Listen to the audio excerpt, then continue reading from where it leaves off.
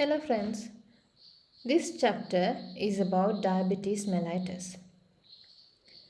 Diabetes comes from a Greek word meaning to pass or flow through, that is for excessive urination, and mellitus means sweet. So it is a disease caused by a relative or absolute deficiency of insulin. There are two main types of diabetes, type 1 diabetes and type 2 diabetes. Let's go through this chart. So type 1 diabetes is relatively frequency is about 10%, which is lesser than the type 2 diabetes. The peak age of incidence is 10 to 30 years of age. Age of onset usually younger than 20 years. It's very rapid onset and usually presents with polyuria, polydipsia and weight loss, which is the triad of diabetes. Then they are usually very low weight at the onset of diagnosis and they are at risk of ketoacidosis. There's a weak familial history and insulin status is deficient. In comparison, type 2 diabetes is more prevalent, which is 85 to 90% of the cases of diabetes are type 2 diabetes. Peak age of incidence is usually more than 40 years and age of onset is usually around the middle age, more than 40 years. Insidious and very slow onset can be observed. So the presentation is usually mild symptoms and often it's asymptomatic, hence the screening is very important. They are usually obese in comparison to a type 1 diabetes, where in type 1 diabetes patients are usually very thin. Then it is very low risk of having ketoacidosis and the familial tendency is very strong and the cause is the insulin resistance, rather insulin deficiency, that is seen in type 1 diabetes. Type 1 diabetes is also known as juvenile onset diabetes or insulin dependent diabetes mellitus. Type 2 diabetes is also known as maturity onset diabetes or non-insulin dependent diabetes mellitus. Type 1 has an autoimmune causation which is also responsible for a late onset form known as late onset autoimmune diabetes in adults. Diabetes is actually a real masquerade. The onset of type 2 diabetes can be subtle by stealth. In 2014 to 15, around 1.2 million Australians had diagnosed type 2 diabetes and another 500,000 were estimated to have type 2 diabetes but were not yet diagnosed. A further 2 million has impaired fasting glucose or impaired glucose tolerance. Around half of those with type 2 diabetes have complications, when microalbuminemia is also included, many of whom are already have a complication at the time of diagnosis. The challenge for GPs is to be on constant lookout for these individuals, especially those at risk. Type 2 diabetes is becoming more prevalent in industrial countries due to the aging population, broadening diagnostic definitions, and because our lifestyle encourages us to eat more and walk less. Furthermore, roughly 60% of our population are overweight or obese. Complications can occur both in type 1 and 2 diabetes. Several causes of secondary diabetes are uncommon, like pancreatic disease, which accounts for about 2.5% of diabetes. Asymptomatic people at high risk of undiagnosed diabetes should be screened by blood glucose or HbA1c measurement. The secondary diabetes can be due to pancreatic disorders like chronic pancreatitis, or it may be due to endocrine disorders like Cushing syndrome, acromegaly, pheochromocytoma, polycystic ovarian syndrome, and hemochromatosis. Then there can be transient diabetes, which is induced by drugs like thiazide diuretics, estrogen therapy, which is usually seen with high-dose hormone replacement therapy and corticosteroids. Then there can be other transient causes like gestational diabetes, the diabetes which is seen during the pregnancy or in medical or surgical stress. There are some key facts and checkpoints. In Australians older than 25 years, the prevalence of diabetes is 7.5%, with another 10.6% having impaired glucose tolerance. About 30% of those with impaired glucose tolerance will develop clinical diabetes within 10 years. Many people with type 2 diabetes are asymptomatic. Diabetes can exist for years before detection and complications may be evident. Blood glucose may be temporarily elevated during acute illness, after trauma or surgery. So these pictures illustrates possible complications of diabetes. This picture is a folliculitis.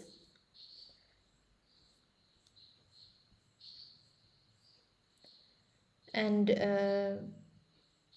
other things are the Candida albicans, interdigitalis, and Candida albicans balanitis, which is seen in genital areas. The clinical features, the classic symptoms of uncontrolled diabetes are polyuria, polydipsia, and loss of weight that are seen in usually type 1 diabetes. Then also tiredness and fatigue, propensity for infections, especially of the skin and genitalias like vaginal thrush. So these symptoms are suggestive of type diabetes. The young person with type 1 diabetes typically presents with a brief 2 to 10 week history of the classic triad of symptoms, which are thirst, polyuria, and weight loss. The first presentation of type 1 diabetes usually is a medical emergency requiring hospital assessment. Usual symptoms are typically an unwell child with high fingerprick blood glucose. Other possible symptoms can be vulvovaginitis, pruritus valvae, and balanitis. This is due to Candida albicans. And nocturnal enuresis, blurred vision or visual changes. Then they also can present with symptoms due to complications like staphylococcal skin infection, polyneuropathy or tingling or numbness sensation in the feet and pain, impotence, arterial diseases like myocardial ischemia, peripheral vascular disease. What are the important things that we should consider in taking a history of a patient who is having diabetes? The history from a person with suspected or known diabetes should cover the following features, including assessment of cardiovascular risks and end organ damage. Specific symptoms are polyuria, polydipsia, loss of weight, polyphagia, tiredness, malaise or fatigue, and nocturia. Then related general symptom review include the cardiovascular symptoms like chest pain, dyspnea, then urinary function, sexual function, neurological like due to peripheral neuropathy they may have tingling sensation in both feet and hands, then vision due to diabetic retinopathy, then tendency to have recurrent infections like either skin infections, urinary tract infections or genital infections as we have discussed before, then genital itching.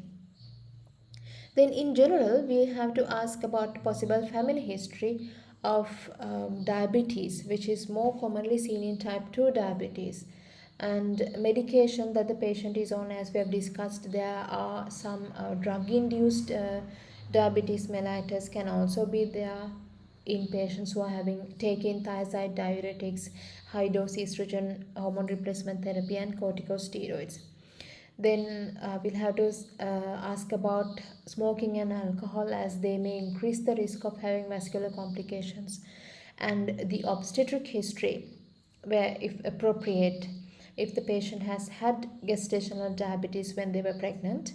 Then the physical activity, because the sedentary lifestyle increases the risk of having diabetes mellitus. Then nutrition or eating habits. Next, we'll move on to examination. The physical examination should ideally follow the protocol for annual review. So initial screening for suspected diabetes should include the general inspection, including the skin, that we are looking for possible infections. Then body mass index, waist circumference, visual acuity, blood pressure, both lying and standing, because the patients who are having peripheral neuropathy can have significant postural drop in the blood pressure. Then test for peripheral neuropathy, tendon reflexes, sensation, the monofilament test that we all know about, and the urine analysis, looking for urinary glucose, albumin, ketones and nitrites. Next, investigations. The initial investigation would be fasting or random blood sugar, then follow up oral glucose tolerance test or glycated hemoglobin HbA1c if indicated. Other tests according to clinical assessment that include um, lipid profile, kidney functions, urine albumin to creatinine ratio and ECG. What are the risk factors of getting diabetes? If the patient is older than 40 years, if there's positive family history of diabetes mellitus, if the patient is overweight or obese, if the patient is having sedentary lifestyle, then history of gestational diabetes or pancreatitis, women with polycystic ovarian syndrome, then hypertension or ischemic heart disease, medication that causing hyperglycemia as we have discussed earlier, then ethnic or cultural groups like Aboriginal and Torres Strait Islanders and Pacific Islanders and people from Indian subcontinent, Chinese or Afro-Caribbeans are at higher risk of getting diabetes mellitus. Then we have to screen susceptible persons for type 2 diabetes. So people with known impaired fasting glucose or glucose tolerance test, they are considered pre-diabetics. Then age more than 40 years or younger age if there is a family history like first degree relative with type 2 diabetes, or if the patient is obese with BMI more than 30. Then high prevalence ethnic groups as we have discussed earlier, the Aboriginal and Torres Strait Islanders, Pacific Islanders and people from Indian subcontinent, Chinese and Afro-Caribbeans are at higher risk compared to other ethnic groups. Then, so because of that, Aboriginal and Torres Strait Islander peoples, usually people of more than 18 years of age, are offered screening. Then if the patient is having previous gestational diabetes, people on long-term steroids or antipsychotics, polycystic ovarian syndrome, especially if the person is overweight, then previous cardiovascular event. The optimal frequency is every 3 years from the age of 40 using OST-RISC. That is a risk assessment score. Then if the score is 12 or more, do fasting blood glucose or HbA1c. Then we have to screen annually in very high risk groups that includes Aboriginal and Torres Strait Islander people and those with pre-diabetes. So usual population we screen every 3 yearly, and if the patient is at higher risk, we offer screening annually. Then diagnosis. Diabetes is diagnosed if symptomatic. So at least 2 symptoms of polyuria, polydipsia and frequent skin infection or frequent genital thrush. So those are symptomatic. So if the patient is symptomatic, fasting venous blood glucose level 7 or more millimoles per liter is diagnostic. Or in a symptomatic patient, random venous blood glucose level, so at least 12 hours after the last meal, random blood glucose level of similar to or more than 11.1 millimoles per liter is diagnostic in symptomatic person. Or when we consider HbA1c level, if it's more than 6.5 or 48 millimoles per mole, it is diagnostic. So in symptomatic patients, fasting blood glucose level 7 or more, random blood glucose level 11.1 or more, HbA1c more than 6.5. So those are diagnostic criteria for diabetes. And if the patient is asymptomatic, at least 2 separate elevated values, either fasting or 2 or more hours postprandial or 2 values from an oral glucose tolerance test should be there. So if random or fasting venous blood glucose lies in an uncertain range, like it's more than 5.5 but less than 11, in either a symptomatic patient or a patient with risk factors like over 50 years, overweight, first degree relative with type 2 diabetes, then we'll have to perform an oral glucose tolerance test. The cutoff point for further testing is 5.5 millimoles per liter. Okay. So the 2-hour blood glucose on an OGTT is still the gold standard for the diagnosis of uncertain diabetes if the 2-hour glucose level is more than 11.1.